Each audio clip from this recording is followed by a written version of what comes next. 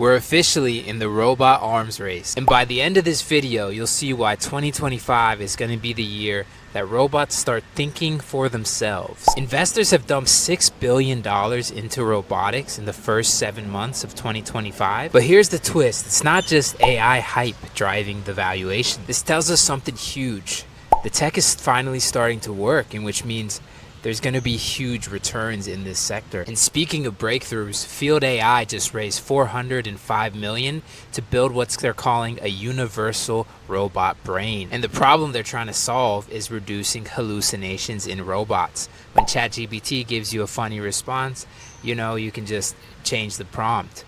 When a robot does something funny, someone could get hurt. Therefore, Field AI is really building something different. They're bringing physics into robots. So that means the robots aren't just reacting, they're understanding risk.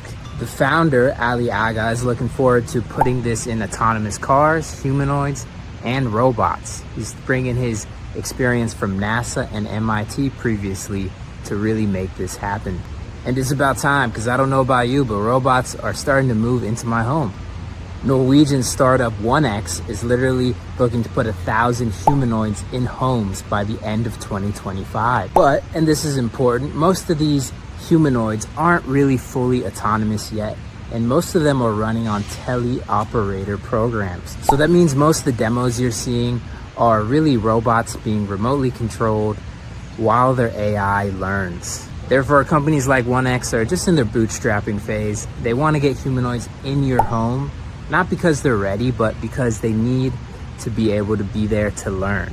So navigating your kitchen or your messy bedroom is the type of learning that these robots need to become the autonomous robots of tomorrow. And yes, there are privacy concerns. Robots with cameras and microphones training their AI inside your home. Meanwhile, Amazon just celebrated deploying their 1 millionth warehouse robot. But they're not just celebrating that. They also released the AI model called DeepFleet, which has these robots running 10% more efficient. Therefore, we're seeing a pattern. Robots work when they're specialized. Amazon robots don't need to clean your house or make you coffee. They grab packages, that's it. They're getting really, really good at it. The Wall Street Journal reported Amazon will soon have equal amounts of robots and humans, and 75% of their packages touch a robot. Here's what's wild. Industry insiders are calling this the golden age of robotics. But it's not just because AI suddenly made everything easy. It's because decades of unglamorous work finally converged with better software and better compute. Therefore, we're really watching so many paths forward just happen simultaneously.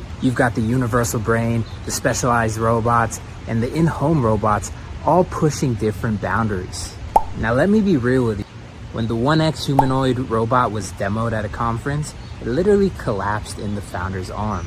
And they just blamed the Wi-Fi and batteries. But the actual point is, we're in the messy middle. The hype is massive, the fund is flowing, and tech is really just trying to figure it out. Therefore, this is the moment that we need to pay attention. Not because robots are perfect, but because they're imperfect in ways that's actually solvable. The problems are specific now, not fundamental. So remember at the beginning when I said we're in a robot brain arms race? It's not really a race between companies. It's a race between two ideas. Do we build this universal brain that works everywhere? Or do we build thousands of specialized brains that do one specific task really well? Both approaches can win big. Amazon already saving millions using their robots today. And there's companies that are definitely gonna hit home runs if they can make a robot that can just come into your home and just do what you tell it to do. Laundry, vacuuming. What's exciting isn't that robots are finally here. It's that we're finally asking the right questions about what we want them to do. The technology is catching up to the vision,